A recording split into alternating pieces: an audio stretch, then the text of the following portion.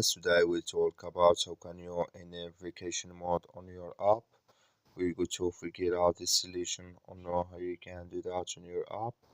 So you just follow this ways, then it's going to work with you. So all you have to do, just go down, click here on your name down here. When you just click on it here, then it's going to take you to this list. It's going to show for you like this.